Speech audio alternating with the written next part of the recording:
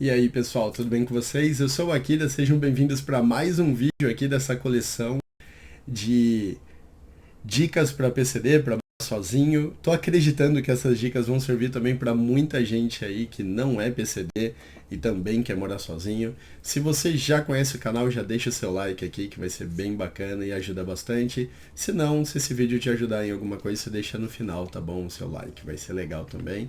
Dica: bebe aguinha aí, seu rim vai agradecer.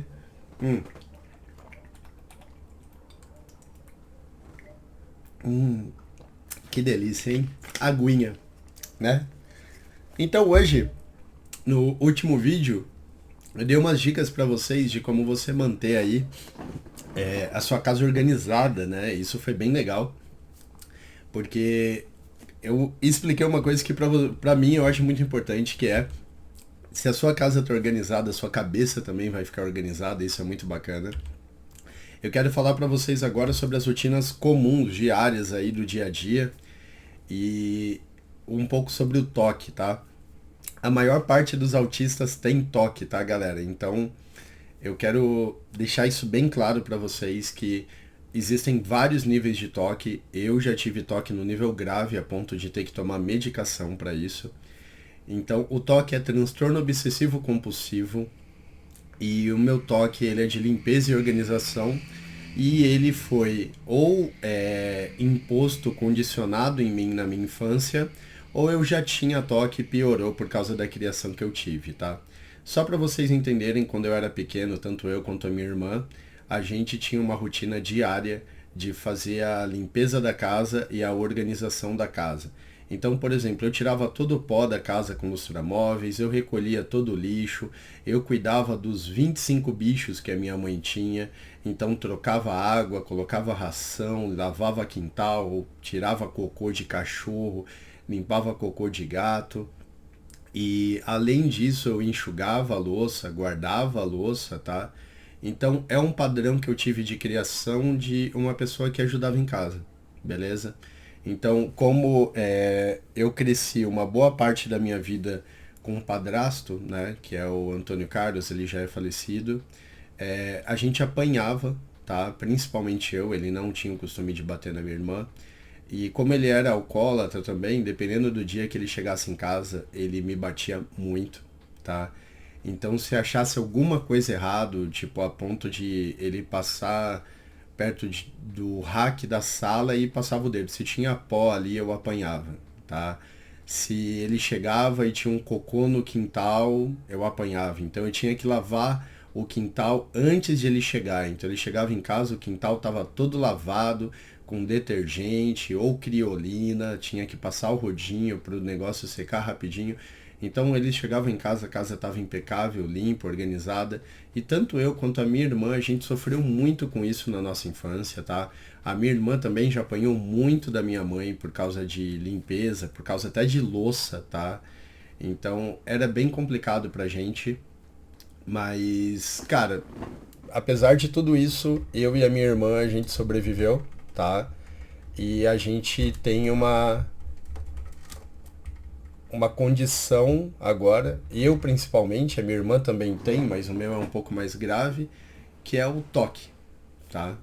Então, isso a gente tá falando aí de 15 anos de criação, e nesses 15 anos, com certeza ali uns 12 anos foi condicionado a gente ter tanto uma organização quanto uma limpeza acima do normal em relação à nossa casa, tá? O meu toque hoje em dia ele me atrapalha e me impede algumas coisas, então vou contar para vocês a rotina que eu tenho de manhã. Antes de gravar esse vídeo eu já fiz essa rotina. Então, quando eu acordo, é ir no banheiro, necessidades fisiológicas, lavar o rosto, tal, tal, tal. Aí depois disso, eu mudei um pouco minha rotina para priorizar minha alimentação, então tomar café. Aí acabei de tomar café, enxugar e guardar a louça do dia anterior. Aí troquei a água aqui do Celesto, troquei a água aqui das gatas. Aí depois disso lavar a louça, depois disso arrumar a minha cama. Aí eu terminei de arrumar minha cama, dependendo do dia, eu vou dar uma varrida na sala, no corredor e na cozinha. e na área das gatas, que pode sair alguma terrinha ali, e eu passo um espanador também nas coisas, isso antes de varrer, tá? E aí tiro o pó dessas coisas. Só que isso, querendo ou não, leva um tempo para fazer tudo isso, tipo 1 hora e meia todo dia. Aí depois disso eu consigo responder e-mail, trabalhar, sair. E o que me atrapalha é quando eu tenho que fazer isso de manhã. Então de manhã eu tenho que fazer tudo isso antes de sair para fazer qualquer coisa. Isso já me atrasou. Eu já tive crise de toque, de falar, não, quando eu chegar eu posso fazer, não tem problema, e eu não consegui sair de casa. Um dia eu fui guardar roupa, né, porque a feira ela lava as roupas e quando eu vejo que tá seco eu vou lá e vou guardar. Então tem vezes que só por causa da roupa tá secando ou ter alguma coisa no meio do caminho, eu quero tirar aquilo porque ataca meu toque. Então assim, mano, já teve dia que eu tinha que trabalhar e tava em cima da hora de eu sair, eu tava dobrando roupa e, cara, eu ia levar mais 15, 20 minutos pra fazer isso. E aí eu fiquei preso no toque, tá? Então isso gera crises, meu dia fica ruim, é uma porcaria.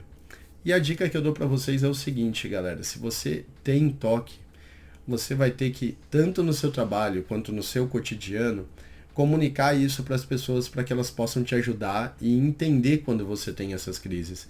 Gente, eu devo ter uma crise de toque a cada 3, 4, 5 meses. Já teve ano que eu tive uma crise de toque. Então não é algo que vai acontecer toda semana. Se você tem acompanhamento psicológico, acompanhamento psiquiátrico, toma medicação. Então assim, a chance de você ter qualquer crise dessa é pequeniníssima. Tá? Eu, por exemplo, com a minha ex, eu tenho que pegar o meu filho, eu tenho os horários de pegar o meu filho.